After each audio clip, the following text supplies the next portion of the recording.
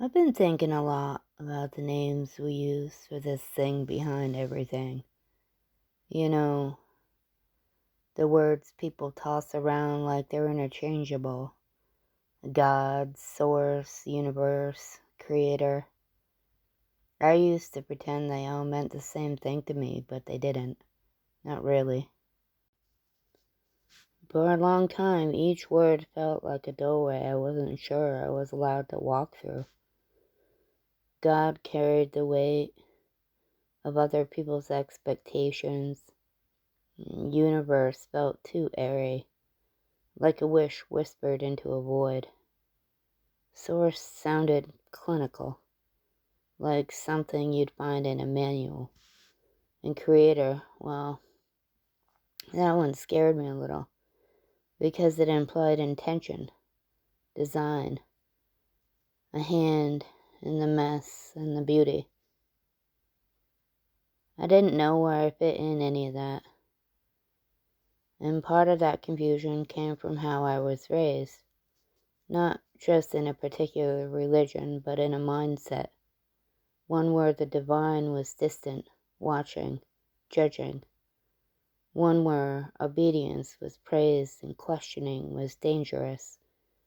Where fear was called reverence and shame was mistaken for humility.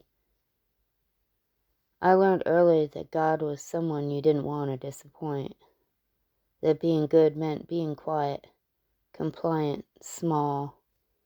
That love was conditional and forgiveness had a price. And even now I can feel the residue of that. The way my body tenses when I hear certain prayers. The way I hesitate to speak directly to the divine, as if I needed permission. But that's not my truth. Not anymore.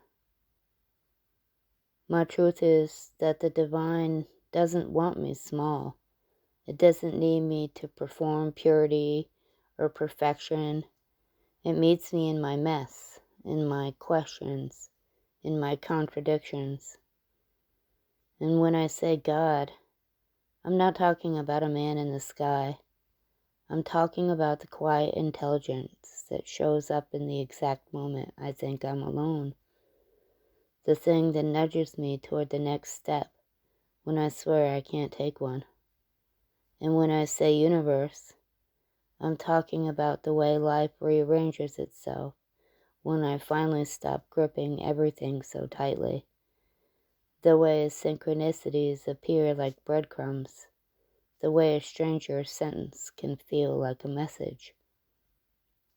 When I say source, I'm talking about the place inside me that feels older than my body.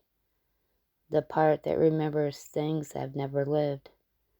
The part that feels like home. And when I say creator, I'm talking about the force that keeps me making me over and over, even when I resist it. The one that lets me fall apart so I can see what I'm made of. The one that whispers, try again. There's more. I used to think that I had to choose one, pick a lane, decide what I believed and stick to it like a label in a jar.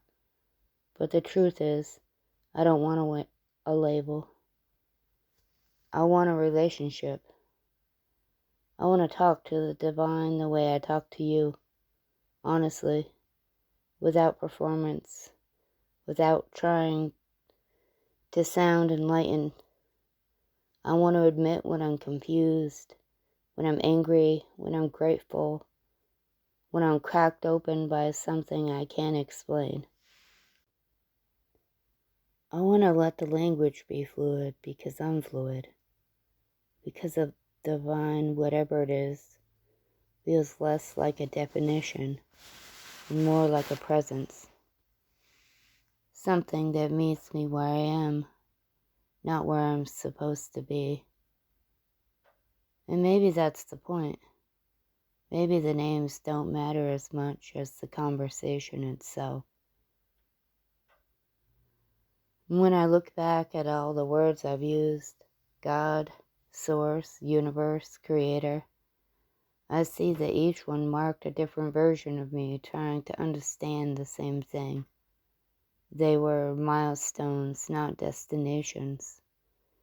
And the religious mindset I inherited, with its shame and fear and rigid obedience, was never mine to keep. What matters now isn't choosing the right name, but allowing myself to stay in relationship with whatever this presence is, to let it evolve as I evolve, to speak to it the way I speak to a friend, honestly, imperfectly, and with the quiet trust that it's listening, no matter what I call it. Rewriting my definition of the One is how I began to rewrite my relationship with self. This isn't just semantic.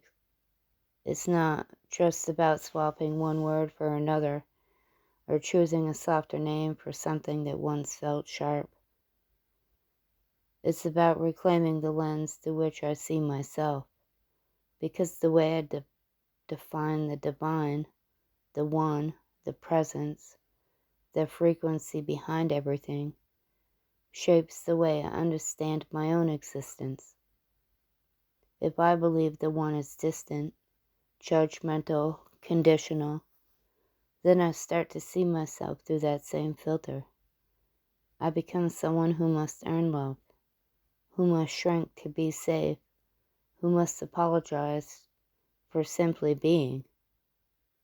But if I rewrite that definition, if I allow the One to be spacious, curious, intimate, and alive, then something shifts. I begin to see the same frequency echo from within, not as a copy, but as a resonance, a quiet hum that says, "You're not separate from this, you're made of it."